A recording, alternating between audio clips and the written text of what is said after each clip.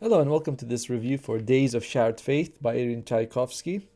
I had already read book two of the series, The Tyrant Legacy, and I was looking for a new book. I went to the library. I wasn't expecting to buy anything that day because I was just going there to buy a gift for my son. And then they're like, "Oh, we have this new release, and it's right there." And they had like signed by the author right here. I was like, "Signed by the author? I have to get it." So I did buy it. Yeah, I want to go through the book with you guys so you can know if you think it suits you or not. So we'll start with the good. Firstly, I love Tchaikovsky's writing style. I'm a big fan of it, and this is a lot of it. It's really like written. You can tell when he writes something. It's really written well. And the prose, you can say, is fantastic. I like the characters a lot. I think he did a really good job with them. This has always been a big strength for him. Again, I like the way he writes and I like the people he writes. And there you get a ton of like plotting and story and characters with these guys. So I enjoyed that a lot. This is book three of the Tyrant Legacy, and the world building continues. We had book one, which was like, I believe, what was it called? City of Lost Secrets or something like that. That was kind of like reserved in one place. Then you have House of Open Wounds, which is you can't travel. This one you see another kingdom, and it's very in depth what you get to see about them and the magic. And I like that somewhat. It is fine for me, I guess. I'm not a big world building guy, but I can tell when something is done well, and it's done well here.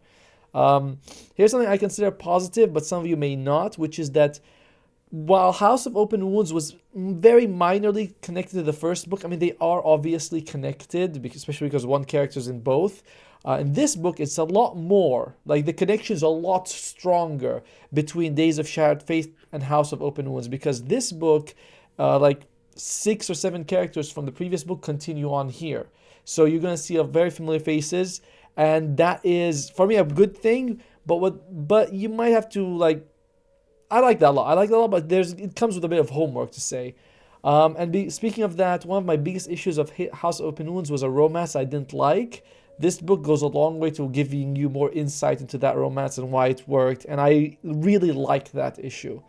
And the last I could say positive thing is that the events in this book, there is a nice bit of drip about it. You get like a little bit of, like, you don't go so long waiting for a big event. There's a little bit of small events happening here and there, and there's like two very large events happening in the middle and the end. But it's nice that you don't feel like, oh my god, nothing is happening. Like, things are always happening and leading up to bigger events, and I like that a lot.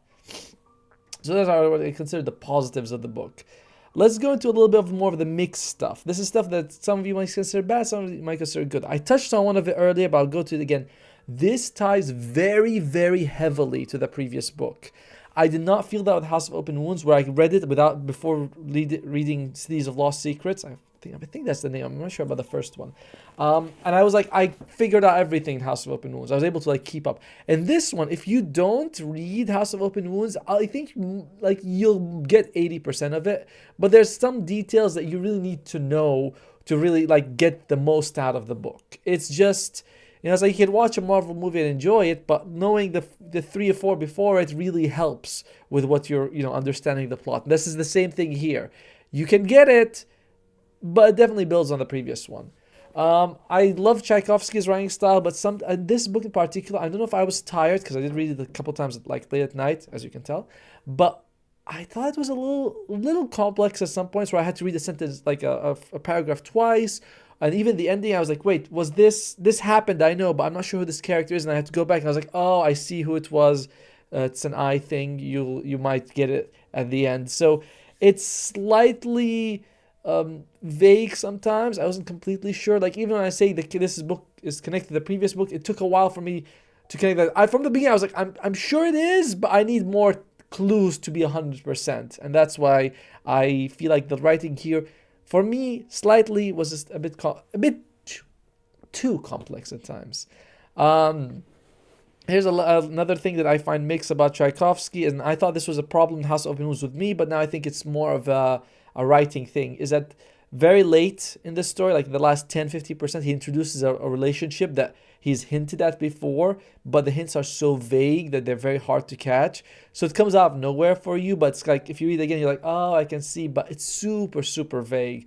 So for me, didn't like that, but I think for people who are very like, keen-eyed, they would spot it coming. But I saw it in House of Open Wounds. I was like, and then here it happens again. I'm like, okay, maybe it's not me. Maybe it's just a little too clever for me to catch. All right, now we're gonna go to what I consider the bad parts of the book. All right, like this is stuff that I didn't enjoy, and I think a lot of people will find similar issues here. Now, the first flaw, again, it's my subjective, is that I thought the book was very slow at the beginning. Like the first 120 pages or something like that, there's good dialogue, there's some events, sure, but it feels like you're just kind of waiting for events to happen. And a lot of it is waiting. They're like traveling, they go to place, and they're like, here's this new area, and this is their inhabitants, and this is their magic, and you're like, all right, but nothing's really going on. Again, there's good stuff in it, but you definitely get the best stuff in the second and third act. The first act of setup for me felt, I don't want to use the word slog, because slog always feels like it's a very negative thing, like, oh my god, you have to get through it, but it's definitely not as good. And I don't want to say not good enough, but just not as good as the second and third act. Second point that I didn't like was that because you're introduced to a lot of these places, you're introduced to a lot of creatures and magic. And this book in particular felt more magical than the previous ones, at least compared to House of Open Wounds, where there's like lizard people and there's giant mammoths or something like that, and it's a little bit harder to keep track of what's what. There's more. I felt like there's more words I wasn't familiar with by the end compared to the previous one. So it's fine. I don't consider it like, oh my god, you're not good, but it definitely feels like it's more magical, and for me that almost goes as a negative. And the last negative thing is that comparative to other stories I've read by Tchaikovsky, the Children of Time, House of Open Wounds, things like that, this is the most familiar plot that I felt. What I mean by that is that in the other ones is like, the evolution of spiders and the, magic in a magic band war camp for healing. That's kind of cool. Here it's people fighting for a throne. By the way, I didn't even go to you guys what the story is about, but yeah, sorry, my bad. But this is people fighting for a throne, and it's like a lot of it's between like brothers, and we've all kind of know stories. Like we've seen movies, it's very familiar. That doesn't mean it doesn't have great twists or it's not unique in its own way. It is, but the overall idea of people fighting for a throne, I think there's a TV show about that. It's kind of famous. I don't know. It could have been a game. I'm not sure, but it's very, very familiar. So while there is plotting and stuff, it's a lot of it like, I kind of seen this before, but it has the Tchaikovsky twist, which is still amazing. So overall review of the book. The overall review is that this is fantastic. It's a great book. It is. I know I have to mention what I love and what I don't love about the book, but overall this is great. It is not as good as House of Open Wounds. I thought House of Open Wounds required less understanding to go in, and it was easier to follow, slightly better characters. I'd say very slightly. But Days of Shattered Faith is fantastic. It is well worth reading if you like Tchaikovsky, if you don't mind the familiar plot, if you want a good read, honestly. This is fantastic. There's very little about it that makes me tell you don't read it. So overall, I recommend reading it. Bye-bye.